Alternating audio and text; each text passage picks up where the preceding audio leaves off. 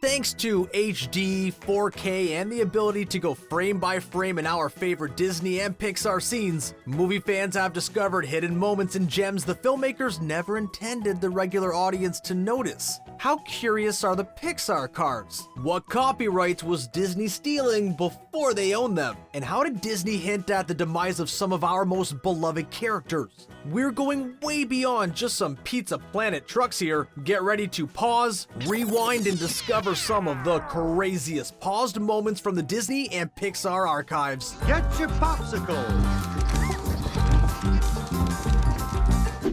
Despite creating some of the most vibrant worlds and family-friendly characters, the animators at Pixar are obsessed with The Shining. We'll get to a whole lot of creepy Shining references a little later, but let's kick things off with Coco. In the movie, watch when Coco runs through Frida's art studio. On a painting in the background, you'll see a portrait of the Shining twins. Yep, even in animated form. These twins give us the creeps. And hopefully, the kids don't notice them enough to ask what movie they're referenced from. And we'll toss another moment in. When Coco spots Dante in an alley, check out the corner. There's Jack's axe stuck into a wooden stump and a red drum. Red drum, red drum. Spell it backwards. Okay, we're gonna go ahead and tuck our Coco Blu-ray away just for a little bit. If you're wondering if Gaston had the slightest chance of survival from his massive fall in Beauty and the Beast, the answer may come from the man himself. Even though VHS copies kept things pretty innocent, the DVD and digital releases give us some insight on Gaston's fate. As the Beast hurls the man to his demise, look into his eyes. You will not see the Beast mischievously looking on, but rather a pair of ominous skulls. Those skulls make things pretty clear. Gaston is a big goner. Time to end the theories and speculation. He didn't land in water, and even if he did, no one could have survived a fall from that high. This isn't Looney Tunes. Times have changed, and unfortunately, some of the Disney classics feature cultural moments we wish newer generations were not exposed to. In 101 Dalmatians, Cruella de Vil is seen puffing on cigarettes over and over again, but at least we can dismiss the unhealthy habit as another poor decision for the puppy-nabbing villain. The true question is, how do you explain the lovable Peter Pan who puffs up on some questionable pipes and blows smoke into various shapes? The paused moments look bad enough, but things get even worse if you press play and have to listen to what makes the red man red. Yeah, pretty safe to say that this song hasn't been played throughout Disney parks recently.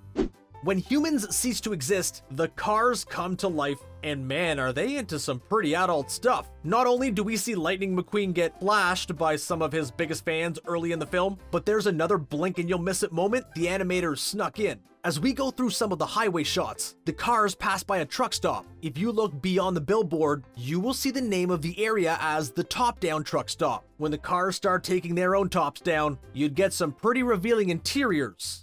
Okay, there's no way around it. The film is referencing a strip club. Remember those old school cartoons where a character would bonk their head and a giant bump would protrude from the spot? Well, Disney's Hercules tried to create the same classic design with some peculiar results. When Hercules takes on the River Guardian, a huge punch causes him to fly in the air, land in the river, and then feel the pain of his own horseshoe knocking him on the skull. Well, the large bump and shape that forms looks far more like something other than a bump, and the two shapes just below it pretty much confirm what the animators were going for. Seriously? How could they draw, frame by frame, and not notice the painfully obvious allusion to something below the belt? If you were raised in the 90s, there were a whole lot of Disney rumors that got spread around. There's the whole SEX dust scene in The Lion King, The Little Mermaid's happy priest, and Aladdin's desire for people to take their clothes off. While most of these were proven false, there's one rumor that turned out to be true: the flash frames of a topless woman from The Rescuers. Yep. As the little two mice cruise down the hill, the windows of houses features quick flashes of, well, flashes. The sneaky animators were able to get those released on VHS, but you have to have had literal perfect timing to capture the blurry moment. Future releases edited out the scandalous shots, but you can still nab a classic tape version on eBay if you want to own a piece of Disney's naughty history. Toy Story was innovative and timeless with the use of CG animation, but you could tell there was definitely room for improvement, especially in the way they animated humans. Case in point, Pixar animators probably didn't want many viewers pausing scenes at Andy's birthday party. The reason? All of his party guests were clones of Andy. Sure, hair color and skin tone changed, but it was a whole world of Andy characters all hanging out together. Creepy. Disney may own pretty much everything under the sun now, but back in 1989, they were limited to their own wheelhouse. This is why it's so surprising to see a cameo from another company make an appearance during King Triton's grand entrance scene of the movie. The cameo is from none other than Kermit the Frog. The green guy sits among the other fish. There's also Goofy, Donald Duck, and Mickey Mouse sitting in the crowd. But we have to wonder if Jim Henson Productions approved the appearance of the frog. Oh, well, it's too late now considering that Disney owns the Muppets, and with Kermit's likeness free to use, we got to enjoy his brief cameo in Ralph Breaks the Internet. Finding Nemo was chock full of cameos, as long as you looked outside the tank that Nemo gets dropped into. The waiting room of the dentist includes a comic book preview of The Incredibles, and a pretty recognizable toy on the floor. Yeah, there it is. Buzz Lightyear himself. We just have to wonder if, since this Buzz Lightyear is from Australia, does he have an Australian accent? In Toy Story 3, we learn that Buzz has a Spanish mode, so an Australian mode wouldn't be too far out of the question. How cool would it be to hear Hugh Jackman say "to infinity and beyond"? Ah, crap, now the movie's over. That's why they didn't want us to see. Now it's time for another Pixar movie with another Toy Story character. We're looking at you, Rex. The dino is far from extinct in the future when he appears with Wall-E's collection of goodies hidden inside his makeshift home. You can spot Rex hanging out between a few bowling pins. The more you think about it, the sadder it is that Rex is there. Is this the Rex? Like Andy's official toy? The film takes place in the future, so is Rex the last one remaining? What does he do all day? Or maybe he's just a fun Easter egg we've overanalyzed way too much. Kids pay attention far more than we realize. Case in point, the Disney Christmas classic, The Santa Claus. The voice of Buzz himself, Tim Allen, starred in the film, and we heard a great one-liner where he mentions a phone number for 1-800-SPANK-ME. Well, kids with access to phones decided to try the number out for themselves, and the moment turned into a lot of telephone charges for an adult hotline. There must have been some intense conversations after those phone bills came in. Disney originally decided to edit out the number, but now the original line remains in both the Blu-ray and digital releases of the movie. Randall may have been an evil and cheating monster who got way too many thrills from extracting the screams from children, but he definitely knew his stuff. In a throwaway line from the original Monsters, Inc., Randall mentioned how humans would take the fur from monsters and turn them into toilet seat covers. We all laughed and mostly ignored the quote until 11 years later when the line finally paid off. In the Toy Story short Partysaurus Rex, look closely at the toilet seat next to Bonnie's bath. The whole thing is designed in the pattern of Sully's fur. Yeesh. Does this mean Sully was captured and turned into a toilet seat cover? Another piece of dark humor from those crafty Pixar animators.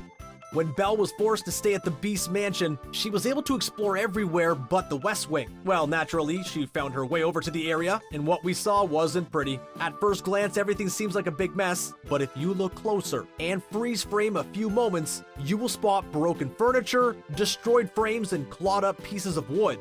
Well, considering how so many other pieces of furniture in the house were humans put under a spell, then who's to say these ones were either? The Beast seemingly went on a rampage, destroying his own stuff in the process. Is there a charge for furniture manslaughter? The musical film Fantasia is broken down into several segments, but none were more controversial than the Pastoral Symphony. The short follows a group of centaurs and centaurettes playing a festive celebration together. The problem here comes in the form of Sunflower, a blatantly racist portrayal of a servant to the centaurettes. After a lot of criticism, the home release of Fantasia completely removed the character of Sunflower, but there are some moments where you can sense Sunflower's presence. The red carpet rolls itself out on its own when Sunflower did so originally. Also, when one of the centaurettes' hoofs is getting buffed, the screen is clearly cropped when Sunflower is supposed to appear in the bottom left corner. In Moana, the character of Maui gets all of his transformation powers from the large hook he carries around. In the Polynesian culture, the hook itself is known as the Manaya Kalani, or more simply referred to as the Chief's Fish Line. While this isn't the first time that a Disney movie featured a magical hook, if you look closely while watching Lilo and Stitch, check out the necklace that David Coena wears in one part of the movie. The necklace is the exact same hook design Maui has. It's a nice little way to connect both movies, and has all of us wondering about a possible Stitch and Moana crossover. When Frozen debuted, all everyone was talking about was the moment when Rapunzel and Flynn showed up in Arendelle. Well, there's another little moment that was even better. We're heading all the way to Oaken's trading post for the scene. Look closely at the front counter where Oaken sits at. There's a collection of wooden figurines. Now check out the one on the far left. It's Mike from Monsters Inc. So with the Sully carving in Brave and the Mike statue in Frozen, we officially have a connection between the Pixar theory and traditional Disney films. Let the rumor gates flood open. Toy Story 3 made the decision to age Andy, and boy has he gone through a lot in his teenage years. He has a full bulletin board of items, but there's one thing that the Pixar animators probably wish that they could erase from the film. Pixar movies are known for teasing future films with fun Easter eggs, and in this one, they decided to put up a Newt crossing sign. The only problem, Pixar canceled the production of Newt when the film's plot was too similar to the animated film Rio. Ouch! What a waste of an Easter egg. Now the Newt sign is just a quirky decoration Andy has. We already showed you how Rex was the only toy left in Wall-E's collection, but his home of goodies had another interesting prop. When we first saw Wall-E back in 2008, we thought nothing of the rusty old walker in the robots collection. 1 year later, we were watching Carl in Up and put two and two together. Somehow, someway, Wall-E was able to collect Carl's walker, confirming that the lovable old man finally perished and got to reunite with Ellie. We just wonder where exactly Wall-E found the walker, and if Carl ended up going on another great balloon adventure or not.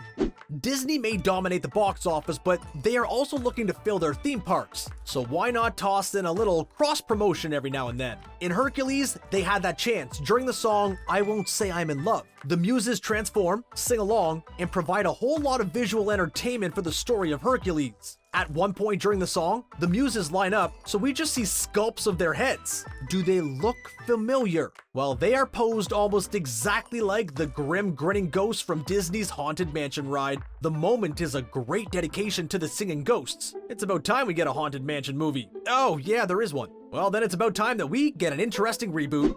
Zootopia's take on the world of animals was a great parody of our human world. Animals wore clothes, sloths worked desk jobs, and we got a lot of funny pop culture references all in animal form. One of the more creative moments when we got a glimpse of Judy's MP3 player. As she scrolls through her song options, several of the artists are real singers, but with their names remixed into animal puns. Some of them are innocent, and there's a few others where parents should be very wary of their child looking up songs with explicit content. Examples include Canine West, Fur Fighters, or Guns N' Rodents. The real artists are pretty easy for kids to figure out, and just a few minutes on Google could turn up a whole lot of music not intended for the average Zootopia viewing audience.